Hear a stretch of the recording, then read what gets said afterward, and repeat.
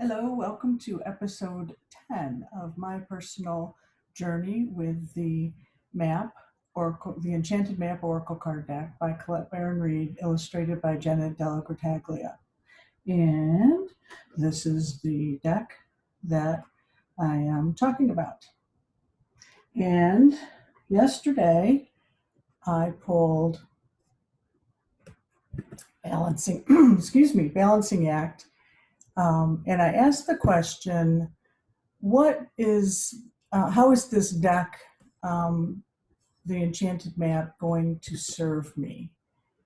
And that is a question that I really like to ask all of the decks as I start working with them. And as I do my technologically challenging task here, pulling it up, there it is. So here is the card. And I didn't get a tremendous amount when I first pulled it. I mean, I felt into it and I did feel a lot, but I wasn't making a strong connection with how it really applied. However, since yesterday, of course, I've done some meditating, some journaling, and I had some significant dreams this morning, which seemed to always coincide with my cards that I'm working with, interestingly enough. And what came up for me was the calmness that she had. That, to me, she's unfaltering. And even though what's on, which actually looks like hair to me now, or the rope, the tightrope that she's holding taut, regardless of what's wobbling on there, all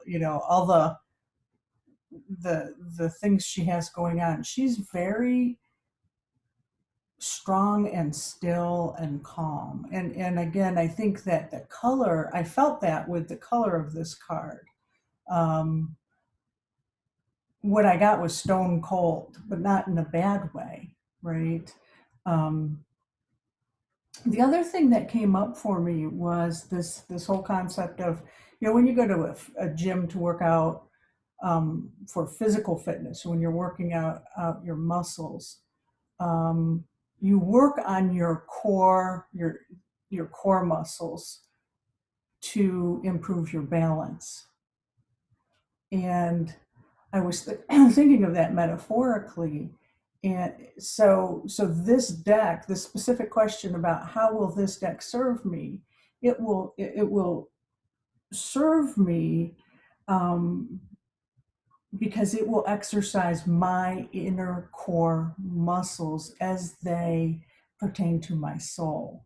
And that's where my intuition lives there. And so I think that is the biggest message I got, was that metaphor. We work on our literal core, abdominal muscles to build to improve our balance physically, anatomically. And this deck will exercise that soul muscle, if you will, that will help me stay in tune to my intuition and help me balance my life, balance that what's going on in that outer life with my inner life, and allow me to live in harmony.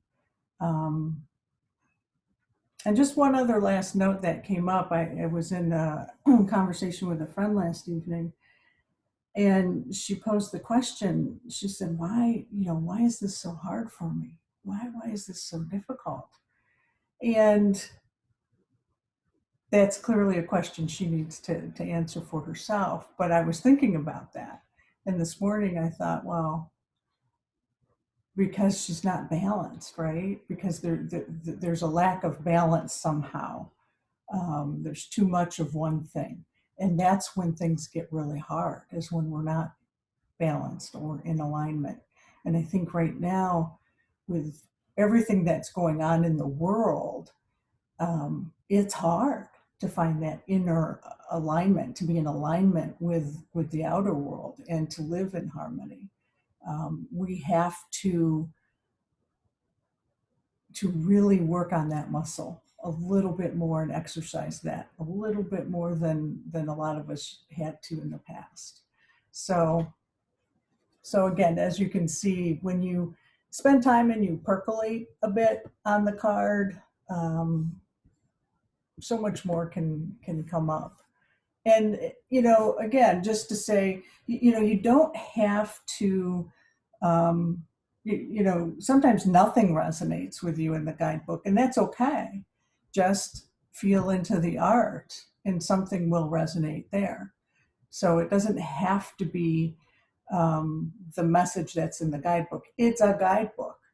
It's a guide, right? And those are Colette's visions for what this card means, but it may mean something totally different for you. You just need to be in touch with that, and you might just gain that from the artwork.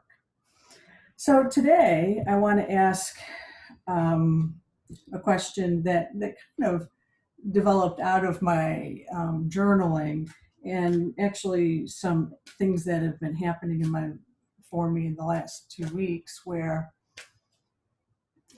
again, if you've been following these episodes, I talk a lot about how mental I am and how good I am at thinking. And I think I've mentioned before that sometimes I confuse my feelings with my thoughts. And for those of you that have a lot of water in your chart or are empaths, that's probably really hard to understand. However, for those of you that are really mental like me, you're like, oh yeah, I get that, because we're so good at thinking. We know what a feeling is supposed to be. We know what it is intellectually, and so we think we actually feel that when we don't. It's our thoughts, and that frustrates me. And most of the time, I'm getting a lot better. So most of the time I know, I can separate. I can say, okay, those are my thoughts, and I need to separate and get into my gut, into that core, into my feeling. And so sometimes though, I still have there's this ego part of me that mimics my higher self, that will say, well, I got this message, the spiritual message, that thus and thus. And it throws me and people around me because I use those words. And that's the first clue, is when I'm adamant that this was the message that I received, and this is how it is. So right there is the clue that that's my ego, right? But within myself, I get confused because, again, it's not that my ego is bad or evil. It's quite the opposite. My ego wants to protect me from anything new. It sees anything new or different within me as a threat. Okay. So when I am getting in touch with my highest self, it's new. It's not how Marianne usually operated. And so my ego throws up roadblocks. And my ego is pretty wise, because I am a thinking person. It will mimic what I think to be a higher self. I know this all sounds a little confusing for some people, but trust me, this is my process and I know it well. So today's question is, what do I need to know in order to recognize when my ego masquerades as my higher self? So what a great question, right? And hopefully you're getting to see a variety of ways to ask questions. And you can't be afraid to ask the question. Well, you can't be afraid to hear the answer. Let's put it that way. So I intend to be honest and open so that I can hear the truth. I intend to do this in love and light. I intend to remove my ego at this time during this reading so that I may receive only the truth.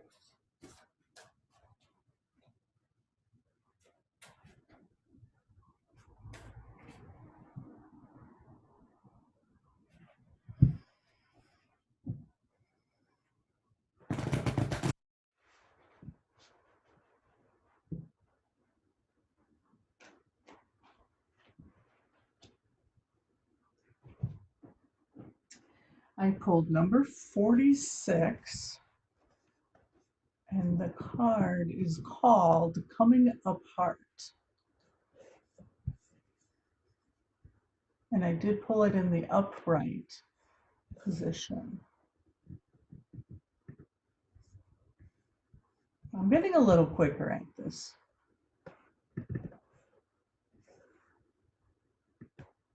There we go.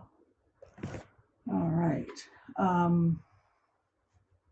So again, the first thing I do, because I am such a mental person, is I spend some time just looking at the card and really trying to feel into it. At first glance, I did not see the two women on top of the masks, which I think is interesting, but then they came into focus. And then what struck me next was the colors, the lavenders, the purples, um, which I think is incredible. And then there's a bright light illuminating in the middle of the card that I'm really drawn to. Um,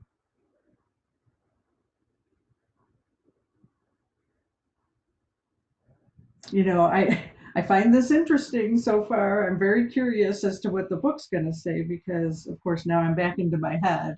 But I'm going to give it this moment so that I can get it out. Um, you know, I want to know, you know, be able to recognize when something is masquerading as something else, you know, when my higher self is masquerading as my ego self. And so we have the masquerade masks, you know, and there's two. And you know, I would think that you know, the evolution of these masks coming apart and disintegrating are the women sitting on top, and the light needs to come through to to shine, you know, to show the truth of the matter. So there's a little intellectualizing there. So I'm going to get back into the feeling. And I love, you know, so the feeling, it's interesting because I find myself, you know, one of the ways I ground into feeling the card is the colors. So colors are very important to me, and that, you know, I feel very good and at peace and calm with the colors in this card. I you know, these lavenders and purples, the amethysts are third eye, opening your third eye, you know, the chakras involved up here, um, my crown chakra opening, you know, to the universal source and focusing that third eye. So I love it. So let's see what the book has to say, right? Very exciting. What do I need to know in order to recognize when my ego masquerades as my higher self? So it's number 46. And again, it's in the upright position. Now is the time to take separate paths. The coming apart card is assigned to put an end to what is no longer working for you. Has a commitment not, has a commitment been broken? Perhaps you need to break a promise or change course because you took on more than you could handle. This is a perfect time to reassess your goals and values. Are your actions in alignment with what you believe in? Have you created a partnership that is not mutually beneficial? Separation, disillusion, and dispersion are all in focus now. If someone wishes to break away from you, don't chase the relationship out of a sense of fear. The price you'll pay will not be worth the prize. Separation brings good fortune. Well, damn it, I really wanted it to tell me exactly what I needed to know. And so that's the thing. I'm going to have to do some work on this. I'm like, oh man, this sounds loaded.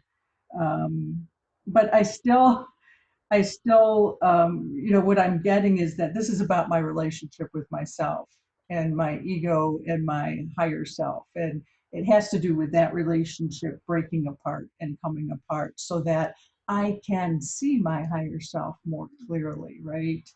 But the feeling I get, I got this wonderful feeling from the card.